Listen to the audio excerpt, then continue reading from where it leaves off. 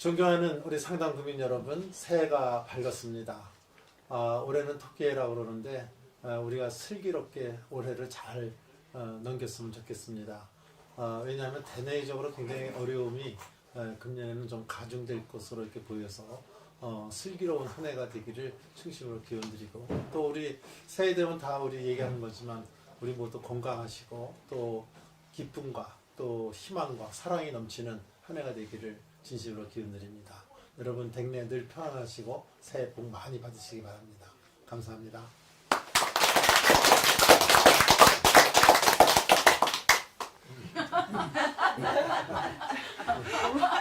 스타트를 이렇게 끊어서 생각지도 못했는데. 저는 40대 주부입니다. 네, 뭐 경제 때문에 이렇게 질문이 있어서 이렇게 질문을 드리는데요. 저희가 예전에 뭐 한 10만 원어치 장을 보면 뭐 쇼핑 카트나 장바구니가 거의 뭐 이렇게 좀 푸짐하다고 10만 원어치 샀구나 이렇게 생각을 하고 있었는데, 지금은 언제부턴가 그냥 이게 10만 원어치인가?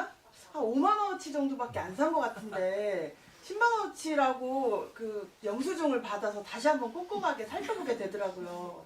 그래서 경제가 도대체 언제 사라질까? 호흡이 될까? 궁금합니다. 네. 그럼 제가 간단히 그냥 말씀 네. 주셨기 때문에 제가 말씀드리도록 하겠습니다. 저는 주부는 아니지만 지금 그 말씀하신 그 장바구니 물가, 네. 저는 충분히 이해합니다. 저는 뭐 제가 경제를 조금 해서 그런 게 아니라 경제 지표를 보면 그게 나타나고 있습니다. 지난해 우리나라 소비자 물가가 5.1% 올랐습니다. 그리고 장바구니 물가는 7.7% 올랐는데, 그냥 소비자 물가 5.1% 하면 잘 실감이 안 나시잖아요. 근데 그게 97년, 98년 우리 IMF를 외환위기를 겪지 않았습니까? 네네. 그때 이후에 최고로 오른 물가입니다. 장바구니 물가로 따지면 92년 이후에 제일 많이 오른 물가입니다. 그러니까 지금 우리 주부님께서 얘기하신 것처럼 정말 이거 장에 10만 원 갖고 가야 뭐 이거 예전에 2, 3만 원 산 것밖에 안 되구나. 그걸 피부로 느끼실 거다. 저는 지표를 보고 그걸 느낌을 갖습니다. 그래서 저는 충분히 그 마음을 이해하겠다는 말씀을 드리고, 이게 이제 여러 가지 요인이 있는데, 아까 제가 그 새해 인사에 처음에 그냥 아주 올해는 정말 좋은 해입니다 하고 이렇게 신바람을 내지 못한 게, 그 대내적으로 좀 우리가 어려움이 많습니다. 잘 아시다시피 지금 러시아가 우크라이나랑 전쟁이 지금 장기화됨으로써 해외 원자재 가격의 공급망이 상당히 좀 위축이 됐습니다. 그래서 우리 실물 경제에 지금 영향을 실제로 주고 있고, 또 원자재 가격이 오르는 것 중에 여러 가지 그 유가 문제라든지, 또 해외 원자재 가격에 들어오는 것이 또 이게 비싸지고 또 환율이 높아지니까 국내 물가에 이게 영향을 주고 있습니다. 그러니까 해외 요인이 크게 작용을 하는 거죠.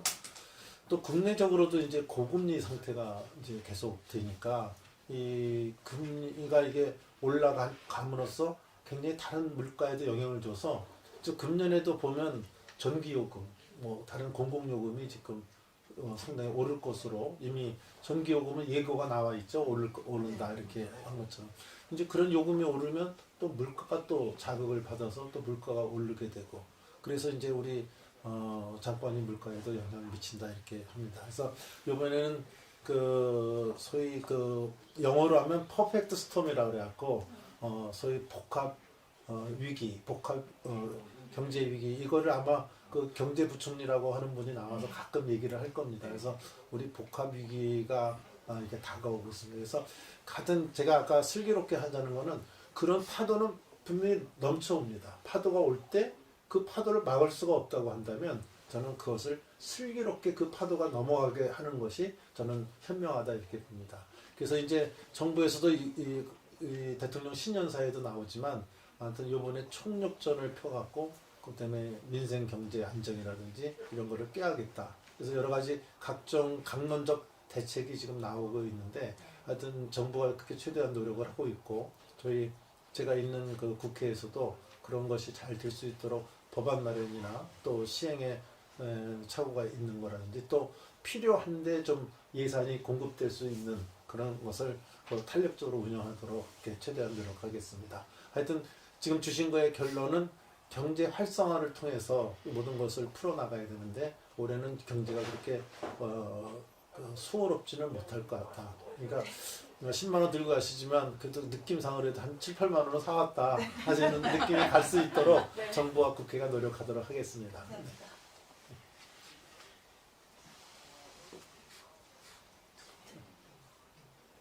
최명수님. 네. 저는 이 동네에 사는 최명기입니다. 네. 다름이 아니고 우리 동네 경로당이요. 너무 허술한 것 같아요. 뭐가 허술하냐면 이 화장실이 밖에 있어요. 그래가지고 노인 양반들이 아주 연로하신 노인 양반들이 많이 계시는데 화장실을 나가시려면 그냥 지팡이를 집어야지 가다가 싸신다 그래 사실은. 왜냐면 힘이 약해지니까. 예, 요새 드시면 그럴 수 솔직하게요. 예. 그래가지고서 이 화장실을 좀 안에다가 아, 예 안에다 좀 해주시고 그 경로당을 좀 새로 지어주시든가. 너무 우리 동네는 너무 이 경로당이 너무 잘못돼. 계곡 밖에 화장실이 있어가지고 이 추운 날에는 얼어요. 얼음 화장실을 못 봐요. 그럼 너네들이 어디로 가겠어요? 네. 그게 제일 많이 불편해요. 지신지 굉장히 오래된 것 같은데. 예, 아주 오래됐어요. 오래됐죠? 예. 그러면 이제 이번에 바꾸셔야죠. 새로 져야죠. 그래서 새로 져야 되는데 경로 아니 요새 진짜 그 예전에는 우리가 저렇게 그 삶의 집이 따로 있고 소위 거관이라 그래서 예. 따로 이렇게 따로 나가서 있었는데 요새는 그런데 별 없어요. 거의 다 실내에서 다 그렇죠. 그 예. 활용을 하시기 때문에 네. 아마 지신지가 굉장히 오래된 것 같습니다. 엄청 오래됐어요. 그래서 경로당 그 해결사, 경로당 그렇게 어려운 문제 있잖아요. 예. 그 해결사가 우리 시의장님이십니다. 그래서 제가 말씀을 많이 드리는 것보다 그거 오래됐으니까 그거 이거 지금 말씀대로 신축해야 되겠구나. 그 말씀에 제가 전적으로 동의하면서 해결사인 우리 시의장 말씀을 듣도록 하겠습니다. 저기 그게 뭐야 그 싱크대도요 처음에 지었을 때 나가지고 다 떨어졌어요. 아이고 오래됐으면 다 그런 거죠. 예. 그리고 예. 뭐 하나 뭐 이 손대 주시는 오늘 말씀 잘하셨어요. 시의장님 오셨으니까 뭔가 해결하실 것 같아요. 지어주세요. 아주 눈 양반들이 이거 진짜 싸신다고요. 싸셔요. 가시다 가서. 저희 저 가덕의 수국이라는 동네도 이제 그 화장실이 그 이제 밖에 있었어요. 예. 그러다 보니까 겨울에는 이게 참 용을 보러 다니시기도 불편하고 그래서 저희들이 그 요번에 그 리모델링 하면서 경로당 안에다가 수색식으로다가 그 해드렸어요. 예. 그리고 이제 이 경로당은 제가 좀 이제 가포에 알고 있지만 우리 장 부회장님께서 요번에 이제 국비도 1,100억 정도를 내려주셨기 때문에 저희들도 좀 예산 조금은 여유가 있는데 저희들이 그 지금 현재 우리 그 조례에 볼 것 같으면 경로당을 줘주는 데 있어서는 지금 1,100개를 안 주게 돼 있어요 이게. 그래서 이제 여기 도의원들이 지금 도에서 한 1억 좀 들어주시고 한다면 저희들이 좀 매칭해서 새롭게 이제 저드리는데 우선 그것은 조금 시간이 걸릴 거예요 이게. 그렇다고 보면은 우선 필요하신 예를 들어서 그 뭐 지금 말씀하신 싱크대라든지 또 전기밥솥이라든지 또 탁대라든지 TV라든지 냉장고라든지 에어컨이라든지 이런 건 빠른 시일 내에 3월 안에 제가 그건 좀 해결을 해드릴게요. 아저 에어컨도 안 돼요. 아니 그렇게 지금 말씀드리잖아 에어컨 안 예? 돼요. 아니 내가 해드릴게 그건 내가 저기 가가지고 바로 그건 예, 바로 이거. 그 싱크대하고 에어컨하고 뭐 이런 거 밥솥 같은 것도 있으시면 얘기하세요. 아니 전기밥솥이라든지 이런 건 저희들이 해줄 수가 있어요. 압력솥이 압력밥솥. 그러면 제가 여기서 이제 우리 쌀도 안 좋은 데다가 그냥 전기밥솥이라니까 밥이 안 좋아요. 그러면 집에서 나오는 그럼요. 압력솥으로 압력밥솥으로 하셔야죠. 밥이 좀 맛있게 먹고. 예, 알겠습니다. 여기 지금 몇 분이나 등록되어 있어요? 예? 경로당에 한 회원수가 60명 넘어. 어이구. 그래요? 그런데도 방도 좁아요. 아랫방에 지금 몇 평이나 되나? 그건 그거 한 몇 평인지는 잘 열 모르겠어요. 평 되잖아요. 그거 아, 하면. 그러면 60명이 이거 2배 안 돼요. 이거 이방 2배는 더 되죠. 좀. 우선 예, 그런데다가 또 이 요즘 가스가 들어와가지고 예, 예. 가스를 이 방을 사용하는데 예. 노인네들이 이거 가스비를 이게 난방비를 시에서 나온다는데 보조해 준다고 그 애는 쓰지 말라고 자꾸 경로회장님이 또 저기를 해가지고 진짜 죽게 살아요. 그냥 그거 아끼느냐고 조금만 뜨거운 버섯 조금만 뜨뜻하면 버섯 불 거라 하면 난리가 나요. 그냥 그 진짜 그렇게 하고 살아요.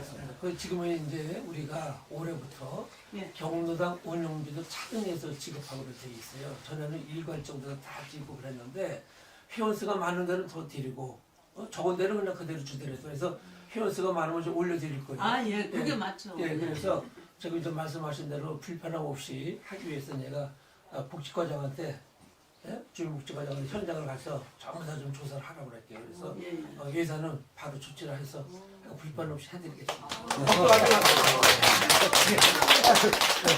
지금 제가 보기에는 당장 좀 필요하신 거 있잖아요. 좀 지금 우선 당장 올겨울 지내셔야 되니까 네. 그때 필요하신 거 최소한 비품이나 도구 같은 거 필요하신 거는 바로 아마 의장님이 조치를 해주실 겁니다. 네, 네. 다만 이제 조금 시간을 갖고 시간을 갖는 게 아주 긴 게 아니고 네. 하여튼 올해 내에 여러 가지 예산을 검토를 해서 신축하는 방향으로 우리 도의원이 뭐 1억은 그냥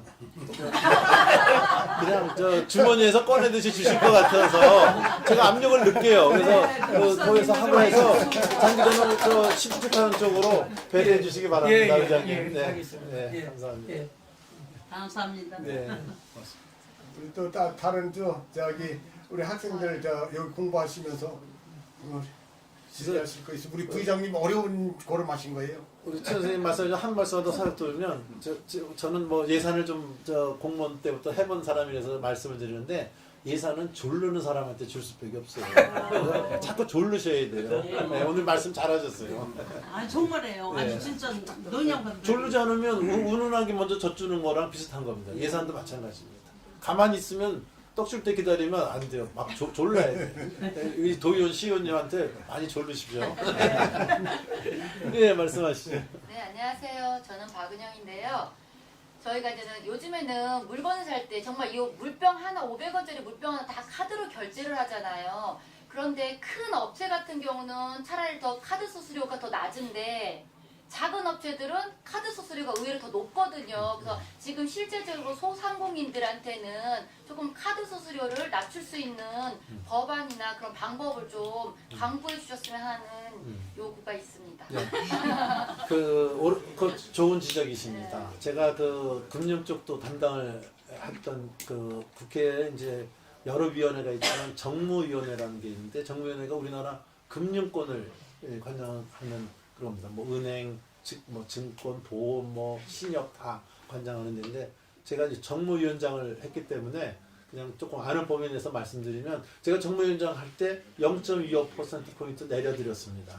근데 소상공인들에 대해서 근데 이제 그것마저도 높다 이런 거죠. 그러니까 그래서 그거를 조금 더 낮추려고 하니까 이게 카드 회사가 이제 정부 기관이면 그 낮추게 하고 좀 이렇게 그게 가능한데 그게 다 지금 주식회사예요. 민간이기 때문에 민간 경제가 돌아가는데 자꾸 소위 관치 금융을 하면 안 된다는 게 이제 일반적인 모든 사람들의 생각이거든요. 그래서 예전처럼 이렇게 관치 금융으로 내리꽂기는 굉장히 어렵습니다. 그러니까 카드 회사들도 자기네 나름대로 자꾸 그렇게 그 수수료를 낮추면 결국은 우리 카드 사용은 다른 많은 또 좀 혜택이 가는 이용권도 없고 뭐 많은 좀 혜택을 좀 볼 수 있는 게 크게 줄어들 수밖에 없다. 결국은 그 소비자들한테 피해가 가니까 그거 함부로 낮추면 안 된다 하고 또 그쪽 사람들은 그쪽 사람대로 아우성을 합니다. 그래서 이제 정부 쪽하고 이제 그런 소비자들의 요구가 있으니까 정부 쪽은 소비자들 쪽을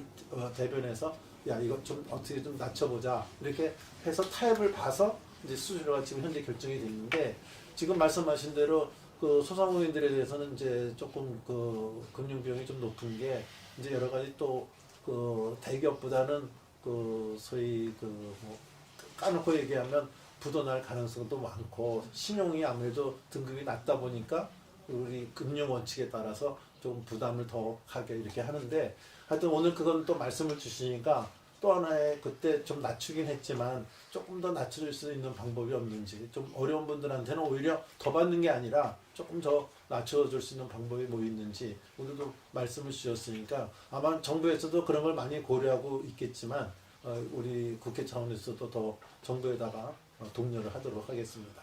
오늘 좋은 말씀 주셔서 네, 꼭 고맙습니다. 부탁드립니다. 네, 말씀하세요. 질문이 많을수록 좋습니다. 저 이제 막내가 대학을 이번에 가서 대학생이 이제 둘이 됐어요. 아이고, 집에. 축하드립니다. 근데 고등학교까지는 어떻게 의무교육 가르치는 게 뭐 큰 부담은 아니었는데 이제 대학생이 2명이 되고 보니까 아이고 이놈들 어떻게 하나 걱정이 되더라고요. 그러시죠. 그래서 이제 등록금에 대한 걱정도 있는데 저번에 텔레비전을 보니까 경상남도인가 거기는 이제 학식 대학생도 무료가 된다더라 그런 이야기도 하는데 충북도 그런 계획이 있는지 궁금합니다. 이게 교육감이 오시라 그러고 잘못했는데 제가 교육 행정을 담당하고 있지 않아서 그에 대해 정확한 대답일지 모르지만 그 등록금 소위 반값 할 때도 얘기가 그 많은 그 논란을 거쳐서 반값 그때 행사가 이루어졌는데 무료는 우리 충북은 어려울 것으로 저는 그렇게 전망을 합니다. 근데 뭐 경상도 어딘지는 모르겠지만 이제 한 가지 문제는 지방 대학이 이제 학생 수가 모자라갖고요. 이제 그 점점 그 폐교의 위기에 놓여 있습니다. 그러다 보니까 그 재단 쪽에서 아마 경상 쪽에서 그랬다 그러면 폐교할 수는 없으니까 궁여지책으로. 그러니까 예를 들어서 장사랑 똑같습니다. 장사하고 이거 팔면 내가 손해인데 지금 문 닫을 수가 없으니까 여기다 한참 뭐 가구도 놓고 많은 비품도 놓느라고 많은 비용이 들었는데 문 닫는 것보다는 그래도 또 손해를 보더라도 지금 그냥 당분간은 영업을 하는 게 좋겠다 해서 영업하는 경우가 많이 있거든요. 지금 아마 경상도 쪽에서 어느 대학이라고 그러면 제가 보지 않아도 그런 부류의 대학일 거라고 저는 봅니다. 이 지방은 진짜 학생들을 모으기가 어렵습니다.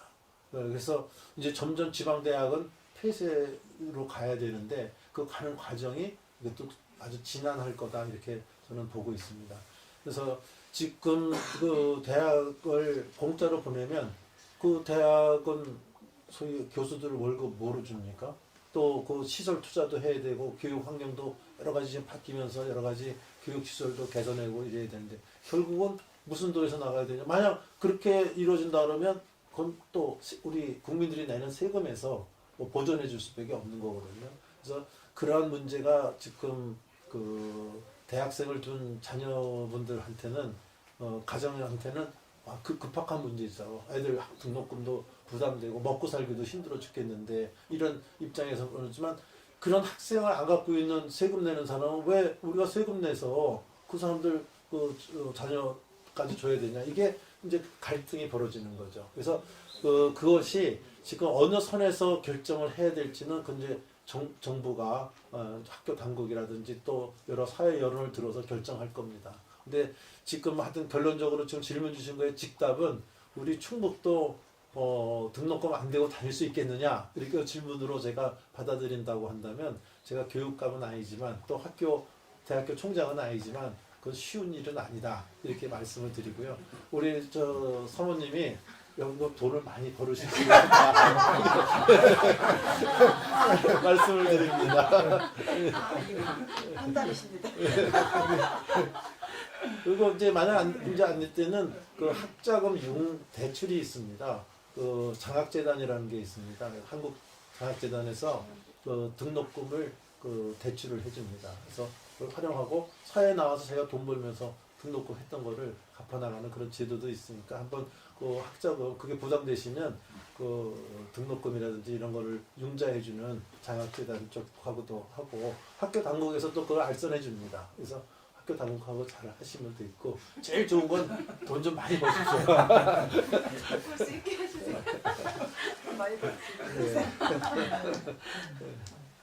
또 말씀 시기 있나? 우리 또 도의사님 뭐 하실 말씀 없어요? 뭐 지금 뭐 학교 그 학자금 얘기도 나왔습니다만은 제가 볼 때는 지방에서 졸업하는 학생들의 어떤 그 지역에서의 어떤 취업 문제 이런 것도 좀 심각하게 좀 고민을 해봐야 될 것 같습니다. 뭐 서울로 다 올라간다 그러다 보니까 또 서울과 지방의 어떤 격차가 좀 자꾸만 더 심해지는 것 같고요. 그래서 여기서 취업을 하려고 그러면 여기서 취업을 할 만한 자리가 있어야 된다고 생각을 합니다.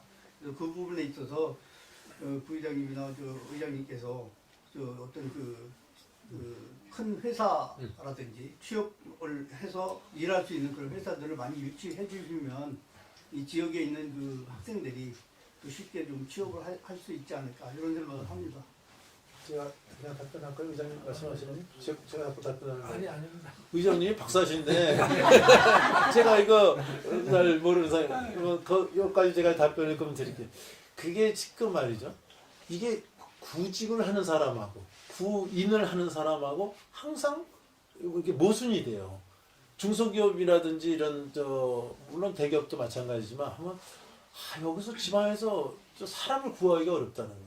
지금 좋은 회사가 원래도 가장 못 오는 원인 중에 하나가 여기 지방에서는 쓸만한 사람을 구하기가 어렵다는 걸 항상 하소연합니다. 회사는 사람을 구하기가 어려워요. 근데 또 직장을 구하는 사람은 아이고 정말 직장 구하기가 별따기다. 이렇게 하고 서로 이게 모순되는 점이 있는데 조금 이제 다른 각도에서 보면은 요새 우리 전문 우리 대학생 이제 앞으로 큰 희망을 갖고 대학생이 되시는 분도 있지만 요새 저는 우리 젊은 친구들한테는 두 가지를 얘기하고 싶습니다. 하나는 조금 힘든 일은 안 하려고 그래요. 젊은 사람들. 네. 그럼 젊은 사람들 나한테 많이 공격할 겁니다. 이 얘기를 하면. 그렇지만 그런 측면도 있다는 거지 전체가 그렇다는 건 아닙니다. 그러니까 요새 젊은 사람들 사실 우리 세대 때는 정말 모든 일이든지 밤새고도 일을 하고 이렇게 했는데 요새 일부 나쁜 사람들이라고 저는 얘기를 하는데 그 사람들은 6개월 딱 일한다는 거예요. 그리고 그 회사에 있는 사람도 제가 사장한테 들은 얘기인데 6개월 딱 되는 날 찾아온대요. 찾아와서 제가 지금 딱 6개월 되는 날입니다. 제가 지금부터 6개월을 좀 쉬려고 합니다. 그리고 뭐 유럽도 가고 어디 외국도 가려고 쉬려고 합니다. 그럼 그렇게 하고 자기가 여기 본사에서 일했는데 지방으로 발령 내는 걸로 해주셔서 제가 사직한 걸로 처리를 해주십시오. 그래서 그렇게 해서 저 사직서를 갖다가 저 노동청에다 내면은 노동청에서 그동안 월급 받은 거에 70%를 준다는 거예요. 실업급. 네, 실업급여라는 걸. 70급, 그러면 6개월 딱 뒤인데 제가 6개월 후에 돌아옵니다. 그러는 거예요. 그래서 제가 그 사장한테 아니 그렇게 하고 나가는 사람을 6개월 후에 또 받아줘. 그럼 이런 질문을 하면 그래도 우리 회사에서 오래 있어갖고 숙련이 돼 있어서 새로 들어오는 사람은 저 사람이 6개월 후에 다시 와서 다시 근무한다 그러면 받아주는 게 더 좋다는 거예요. 회사 사장은. 요새 그런 사람들도 있어요. 그러니까 아직 그게 일부겠지만 요새 그리고 좀 예전 제가 봤을 때는 제가 이제는 좀 나이가 먹어서 그런지 젊은 사람들이 예전보다는 조금 일하려는 근로 의욕이라는 것이 조금 예전 같지는 않다. 저희가 젊었을 때보다는 요거를 하지만 다만 이제 두 번째로는 우리 젊은이들한테 좀 얘기하고 싶은 거는 그 젊은이들이 그 직장을 이제 구하려고 많이들 이렇게 노력을 하는데 결국은 경제 활성화가 잘 이루어져야 돼요. 그러니까 근데 이거를 이제 하다 보면 우리나라 회사들이 이제 뭐 대학생 졸업생들도 뽑고 이래야 되잖아요. 근데 굉장히 경계를 하는 거예요. 그 이유가 뭐냐? 노동조합에 가입을 하는 거예요. 이 사람들이 들어와고. 이걸 지금 기업하는 사람들 들어보면 제가 아는 기업인들 만난 사람들은 요새 이제 노조 때문에 못 하겠다는 거예요. 기업을 못 해먹겠다고 하는 그 기업가들을 제가 많이 봅니다. 우리 강성 노조들, 그러니까 노조가 나쁜 게 아닌데 강성 노조들이 불법 파업을 하고서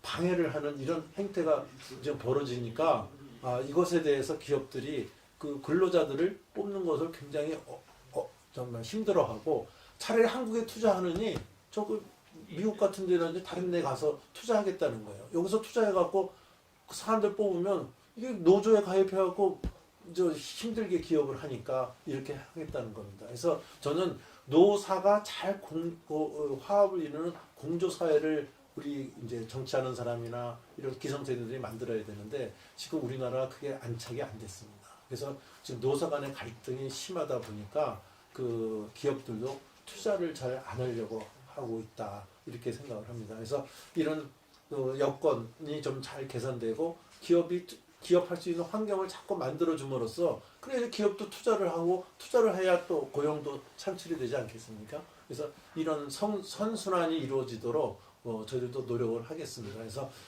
점유주도 근로의욕 좀 강하게 가지시고 또 우리가 경제도 좀 활성화가 돼서 내가 갈 수 있는 취업할 수 있는데 얼마든지 취업할 수 있고 이런 사회가 지금 만들려고 하는데 올해도 또 대내 여건이 아까 말씀드린 대로 어렵다고 해서 힘들겠지만 이런 선순환의 그 경제 구조가 이루어져야 되겠다 이렇게 생각을 하고요.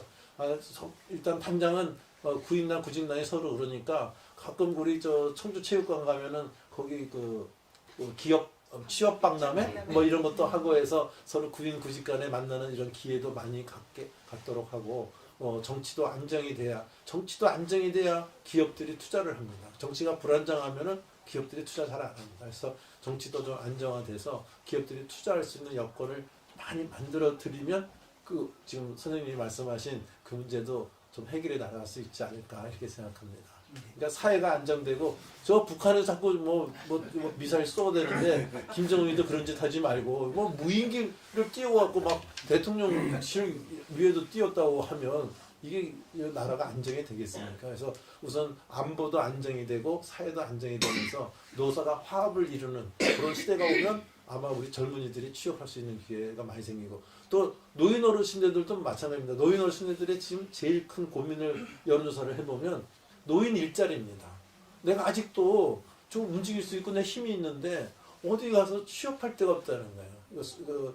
뭐 그냥 애기 보고 소일거리로 이렇게 지낼 수는 없으시잖아요. 그분들도. 그래서 이런 노인 일자리도 그런 데서 다시 창출이 될 수 있기 때문에 하여튼 이런 시대가 좀 왔으면 좋겠습니다.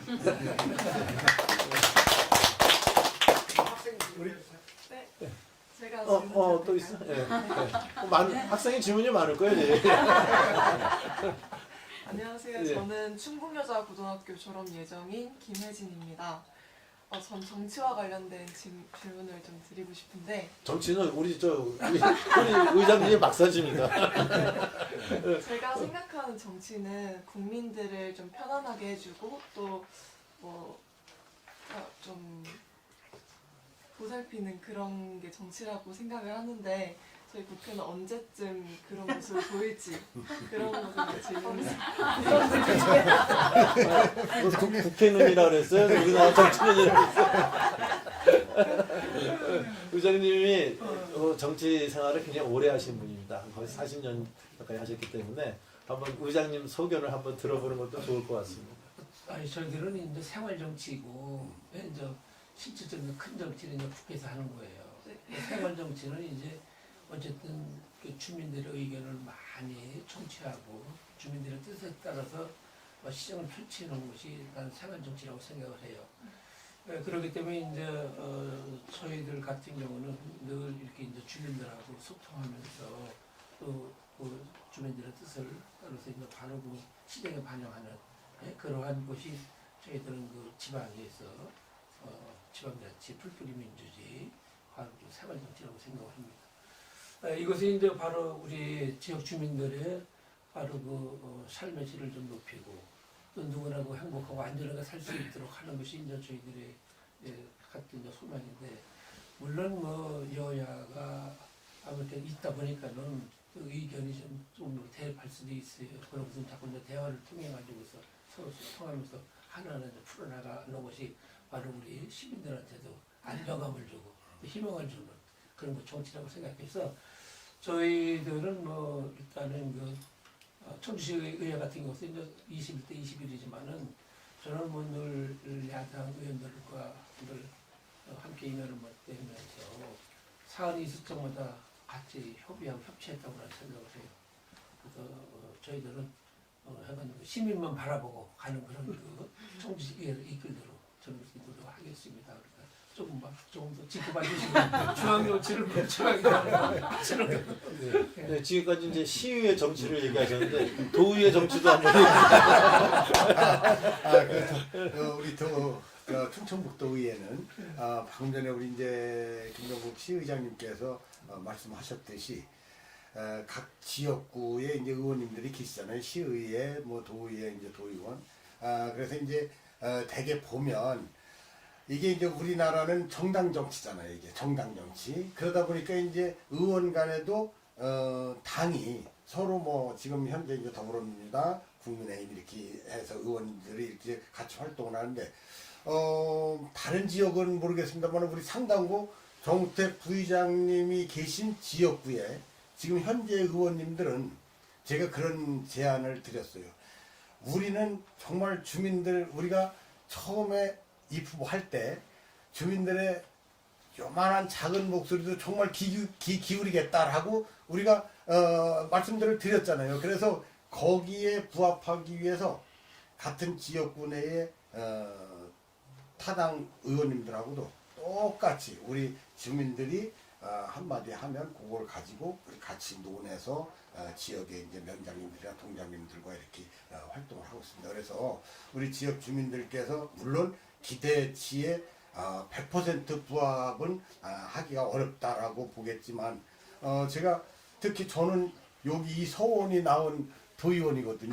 그래서 제가 정말 이 서원에 이 뒤에 모셔져 있는 그 선현들 뜻에 어긋나지 않게 하기 위해서 모든 하루하루 일기를 탔습니다. 제가 그 다 기록을 다 해요. 우리 여기 김혜숙 단장님은 제 기록을 봤을 겁니다. 제가 오늘 우리 충북여고 우리 따님께서 말씀한 정말 정치는 뭐냐 이렇게 하는 일기까지 이렇게 써서 또 주민들이 어떤 뭐 불편함 이런 거 요구하시면 그거 적어서 도에 요구할 거 도에, 시에 요구할 거 시에 이렇게 해서 하다 보니까 사실 바쁜 나날들을 보내고 있다라고 우리 주민들께서도 좀 이해를 해주시고 좀 같이 좀 도와주시면 좋겠습니다. 그리고 덧붙여서 이제 제가 말씀을 드리면 우리 지금 여기 해숙 단장님이 사실 우리 국회 부의장님께 건의를 드려야 되는 사안 같은데 이제 큰 정치를 하시는 분들이 계시다 보니까 이 자리에 오시기가 엄청 힘들어요. 더더군다나 뭐 국회 부의장님이 대한민국 서열로 7위예요. 그러다 보니까 국가를 위해서 그 국빈으로 이렇게 나가는 일이 많으시더라고 제가 옆에서 보니까요. 그래서 왜 우리 정우택은 안 와 이렇게들 하시지 말고 저분이 정말 국가를 위해서 정말 어느 때는 서울에서 청주를 2번 반을 왔다 갔다 하실 때가 있어요. 그러면 뭐 그냥 왔다 갔다 하는 게 아니고 업무가 또 있으시잖아요. 그러다 보니까 잠잘 시간도 없을 때도 제가 볼 때는 정말 저분이 체질이구나 하는 거를 저는 옆에서 보는데 이런 거를 우리 주민들도 정말 같이 저분들 열심히 하는구나라고 좀 인식 좀 해주시고 또 홍보를 나만 알지 말고 홍보해 주시고 그래서 우리 정치를 이제는 자꾸 정치라는 것을 옛날 마냥 어떤 싸우는 정치 이런 걸로 보지 말고 저분들 정말 제가 가서 직접 접해 보니까 정말 열심히 주민들을 위해서 사명감을 가지고 하는구나라고 봐주시면 좋겠습니다. 지금까지 가장 우리 청주 또 충북에서 모범적인 시의원 지금 시의장을 하시는 우리 김병국 의원님 또 가장 모범적인 도의원이신 우리 이동우 위원장님 두 분의 말씀이었습니다. 근데 사실 그 말씀을 듣고 보니까 제가 그 질문에 굉장히 송구스럽습니다. 두 분은 굉장히 모범적인데 저는 지금 칭찬해 주신 거가 반대로 국회의원은 모범적이지가 못하구나 이런 송구스러운 마음을 갖습니다. 여러분들이 보실 때는 국회가 맨날 싸움만 하는 거 아닌가 이런 생각을 갖게 또 그렇게 저도 현장에 있어 보면 저도 그런 걸 많이 느낍니다. 제가 92년에 처음 출마를 했습니다. 92년 물론 떨어졌지만 처음 국회의원 출마를 했으니까 지금 22년이 지나고 23년이니까 내가 한 30년, 31년이 이제 돼 가는데 그때 88년에 4.16 총선이라는 게 있었어요. 4월 26일 총선이 있었는데 그때 여소야대, 지금도 여소야대라고 그러는데 여소야대가 딱 벌어졌어요. 4.16 총선 딱 치르고 뚜껑을 여니까. 그러니까 여소야대가 되니까 여태까지 그 국회 상임위원장이 다 여당에서 상임위원장이었는데 처음으로 지금처럼 야당 상임위원장이 나오기 시작하는 거예요. 그때. 네. 그래서 그렇게 변화가 또 생기고 또 국정감사도 유신 72년 유신 날 때 국정감사라는 게 없어졌다가 88년에 그게 부활이 됩니다. 그러니까 뭐 상당히 이제 세상이 달라져서 가는데 그래서 정부가 이제 국회가 이렇게 변하니까 정부가 긴장을 했습니다. 그래서 그때 제가 그 다른 국회 제가 경제개혁원이라 지금 기획재정부라는 데 제가 있었는데 거기에 있었을 때 제가 다른 부서에 있었는데 기획관리실로 제가 붙잡혀갔어요. 정부가 긴장을 해갖고 국회 저렇게 막 변하니까. 그래서 저한테 명함이 하나 이렇게 딱 새겨졌는데 경제개혁원 국회 담당 정우택 이렇게. 그래서 제가 국회 담당이었습니다. 88년부터. 그러니까 매일 국회를 제가 하려 한 번은 최소한 2번을 가서 이제 국회 동향도 보고 또 여러 가지 했는데 그때 봤던 국회 행태랑 제가 지금 30년이 지나서 제가 지금 국회의원을 지금 5선이나 하고 있는데 지금 제가 현재도 몸담고 있는 국회 행태가 솔직히 말하면 하나도 안 변했어요. 다른 산업 부분이나 다른 부분은 비약적으로 발전했어요. 근데 다만 정치만 이게 발전이 안 됐다고 저는 그렇게 느끼고 있는 사람입니다. 그러니까 지금 우리 학생의 질문에 저는 굉장히 부끄러움을 느낍니다. 송구스러운 마음을 느낍니다. 그래서 이게 왜 그런가. 근데 두 가지에서 찾을 수 있습니다. 하나는 그 정치를 하는 사람들의 어떤 이념적 차이에서 오는 게 있고 하나는 제도적 문제에서 오는 게 있는데 그걸 다 지금 얘기하기는 어렵지만 제가 보기에는 굉장히 지금의 또 여서야대 형태가 벌어지고 대통령은 국민의 힘이지만 국회의 다수당은 민주당입니다. 그래서 이 상권 분립이 되어 있기 때문에 이 입법부가 제대로 안 해주면 정부가 하나도 할 수가 없어요.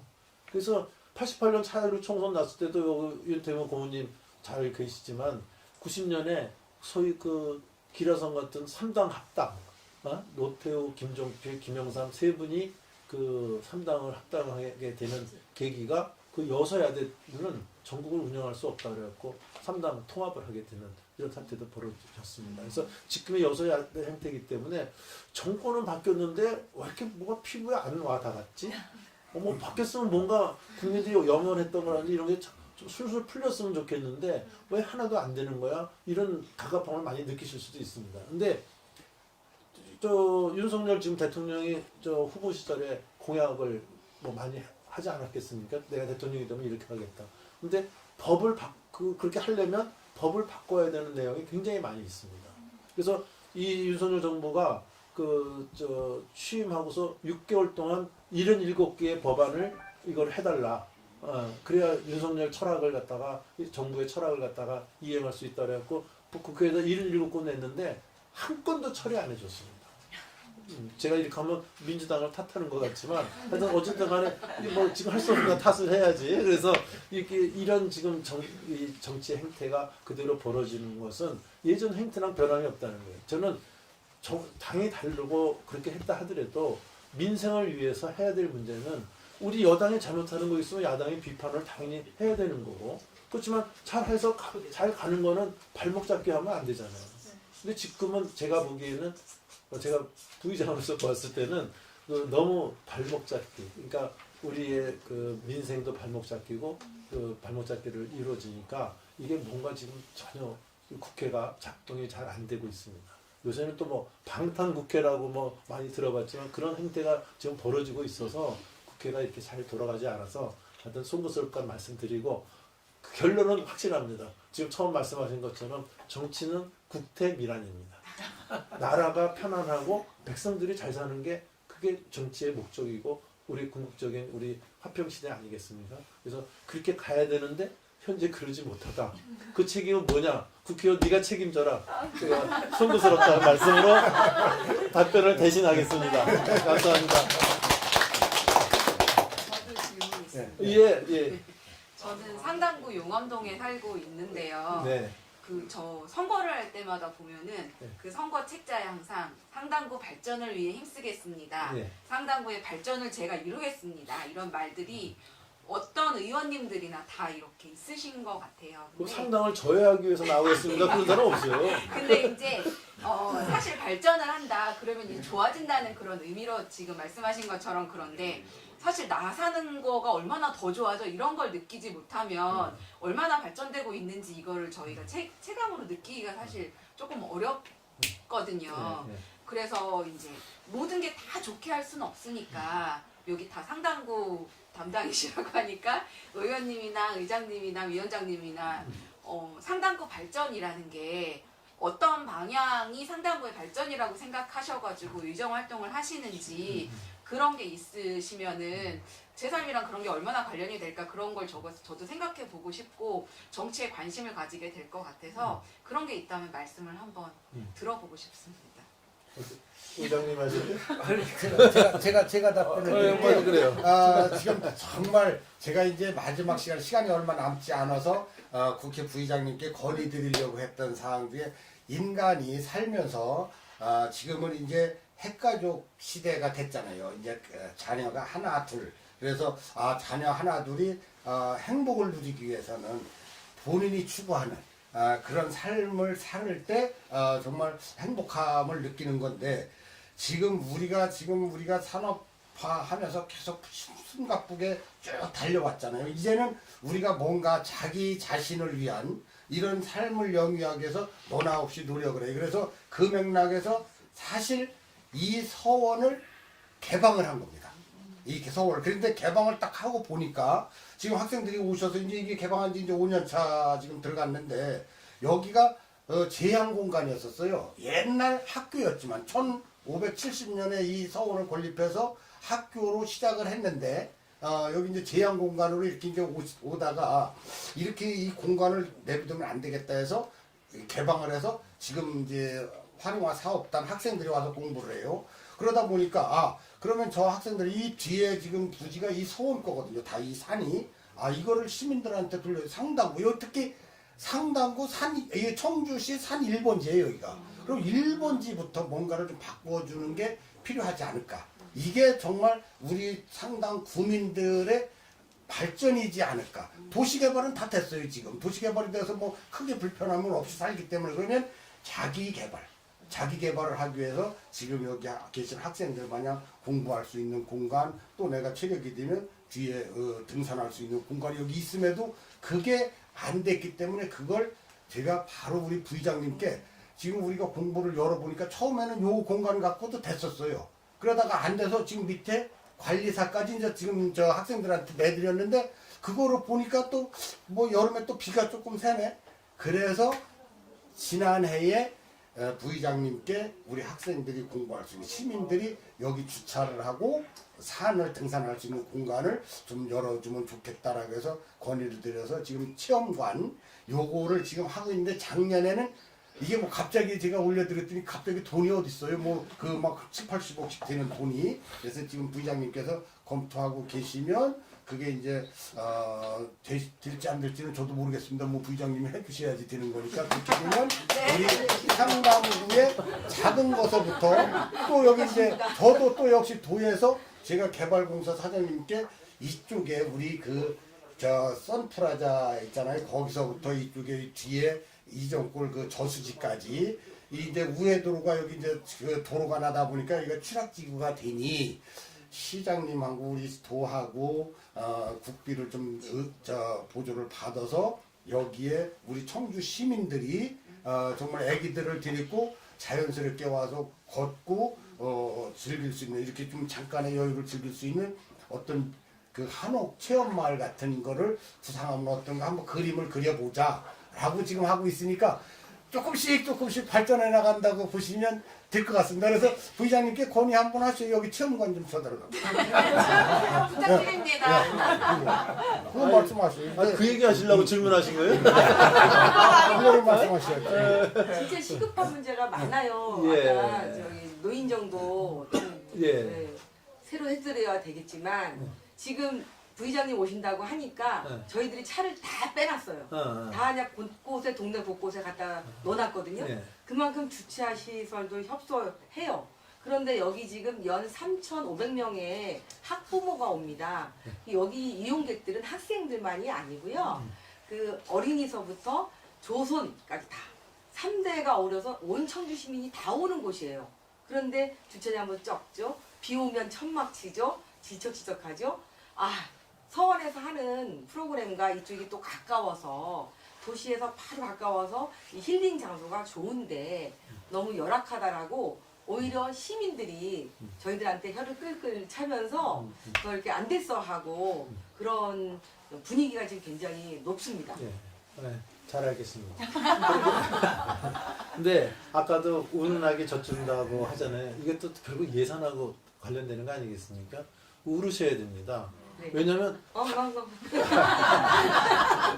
제가 말 표현이 서툴러서 죄송합니다만은 다른 데서도 여기 급하다. 그러니까 서로 도로를 닦아준다 하더라도 도로를 닦으려는데 예산은 한정이 돼 있고 그러니까 어디를 먼저 닦을 건가를 결국 우리 사람이 정하는 거 아니겠습니까? 지금 공직자들이 정하겠죠. 주민들하고 협의해서. 그러면 다 서로 다 이제 우는데 울지 않으면 이건 우선 아웃이고요. 그러니까 표현이 좀 이상하지만 그 얘기는 시급성에 따라서 우선순위가 정해집니다. 근데 제가 여기 신앙선 청년을 우리 그때 와서 우리 원장님도 뵙고 이렇게 했는데 여기 신앙서원을 조금 큰 규모 차원에서 뭐 표현이 이상하지만 좀 개발을 좀 하자. 그래서 여기가 우선 들어오는 길이 이래 갖고서는 사람들이 오겠습니다.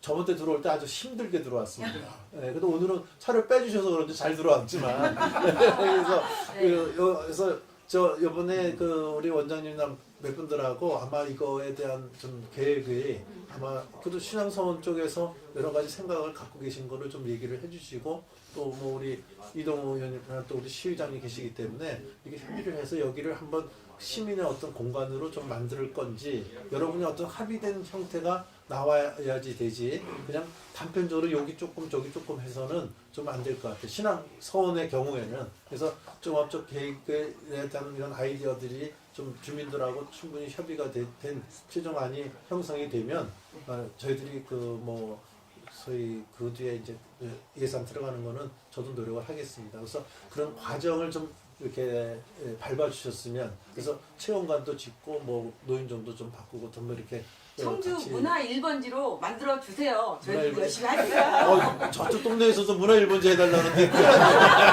경쟁이십니다. 그 아까 질문하실 때 굉장히 거창한 질문을 하셔서 그거 하려고 했는데 결국 체험관으로 줄여들어.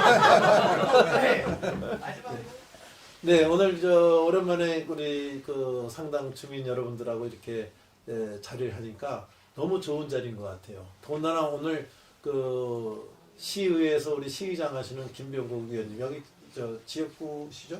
예, 저는 옆 동네인가요?